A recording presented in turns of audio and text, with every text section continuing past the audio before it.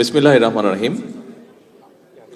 আজকের এই অনুষ্ঠানে উপস্থিত সকল প্রবাসী ভাই ও বোনেরা, আসসালামু আলাইকুম। আশা করি আপনারা সবাই ভালো আছেন।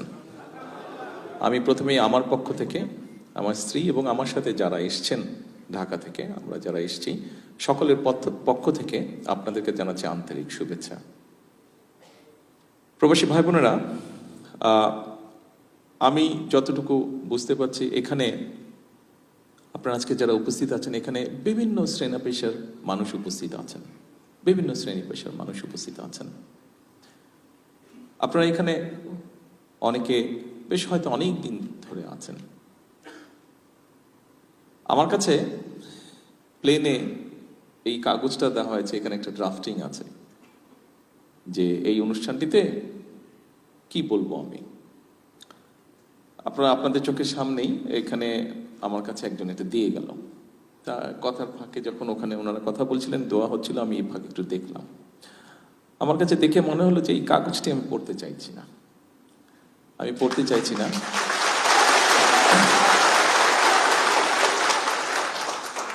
আমি এতগুলো বাংলাদেশ যখন আমার সামনে আছে, আপনারা যারা এখানে বিভিন্ন কারণে এই দেশে আছেন, আপনাদের সাথে আমি আমার কিছু চিন্তা ভাবনা আপনাদের সাথে শেয়ার করতে চাই। আমার মনে হয় আজকে বোধহয় সেটাই বোধহয় উপযুক্ত হবে। প্রিয় ভাই বোনেরা, আপনারা যখন এখানে আছেন, আপনারা যেমন দেশের এখানে থেকে কষ্ট করে যেই কষ্টটা করছেন তার বিনিময়ে যেই অর্থটি পাচ্ছেন এবং সেটি যখন দেশে পাঠাচ্ছেন, সেটা যেমন বাংলাদেশের জন্য উপকার হচ্ছে, ঠিক এই দেশটিকে গড়তেও কিন্তু আপনারা সাহায্য করছেন, এই দেশটিকে গড়ে ওঠার জন্যও কিন্তু আপনারা কাজ করছেন। অর্থাৎ আপনারা একসাথে কিন্তু ওই নেবে বলা যে দুটো দেশ গড়ে তুলছেন ধীরে ধীরে। এক নিজের দেশ, দুই যে দেশে আপনারা আছেন সে দেশটি। আসার সময় আমি লাস্ট এসেছিলাম এখানে 2014 সালে, 2014-তে আমি কোকুকে দেখতে এসেছিলাম, আমার ছোট ভাইকে ওইখানে ছিল। তারপরে আমার আর আসার সুযোগ হয়নি। আমি যখন আজকে আসছি, অনেক কিছুর সাথে একটা জিনিস আমার চোখে খুব পড়লো। রাস্তাঘাটগুলো অনেক পরিষ্কার ঢাকা থেকে, রাস্তাঘাটগুলো অনেক পরিষ্কার ঢাকা থেকে। শুধু ঢাকাই বা বলি কেন, বাংলাদেশের কম বেশি সকল জায়গা থেকে রাস্তাগুলো, এখানকার রাস্তাগুলো পরিষ্কার। এয়ারপোর্ট থেকে এই পর্যন্ত যখন আসলাম, দেখুন এই রাস্তাগুলো পরিষ্কার যারা রাখতে সহযোগিতা করছে, তাদের মধ্যে কিন্তু আমাদের ভাইরাও আছে। আমার প্রশ্নটা হলো, আমরা যদি বিদেশে পরিষ্কার রাখতে পারি, আমরা কেন দেশে পারবো না? আমরা কেন দেশে পারবো না? আমি এই কথাটাই আপনাদের সাথে শেয়ার করতে চাইছি।